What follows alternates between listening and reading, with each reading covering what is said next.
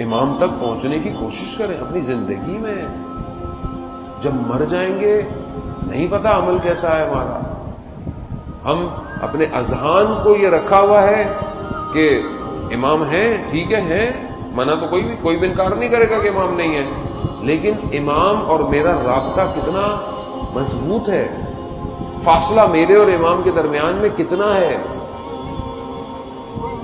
اور وہ ظاہر تبھی ہوگا کہ کم از کم میں امام کی معرفت تو حاصل کروں. اور امام کی معرفت تبھی ہوگی کہ جب آپ توحید، عدالت، نبوت اور امامت پہ پہنچیں گے اسٹیپ بائی اسٹیپ.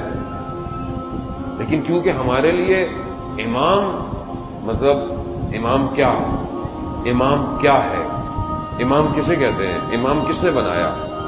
امام پروردگار نے بنایا. انتخاب خدا کا ہے. ہمارے یہاں انتخاب فردی نہیں ہے، کسی شخص نے انتخاب نہیں کیا امام کا. امام کا انتخاب پروردگار نے خود کیا، غدیر خم سے لے کر، اور ابھی تک خدا کا نمائندہ زمین پر موجود ہے، حجت الہی ہے. اس کے بغیر اگر اسے ہٹا لیا جائے تو دنیا تباہ ہو جائے گی. یعنی اس کا وجود اتنا قیمتی ہے کہ دنیا اپنے مدار پہ قائم ہے. امام ہے یہ.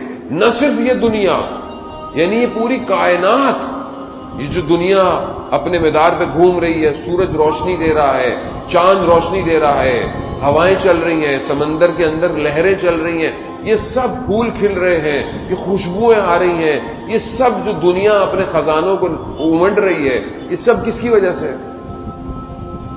یہ اس واسطہ فیض کی وجہ سے ہے. وہ ہے رحمت موصولہ پروردگار کی طرف سے. یہ ہے امام.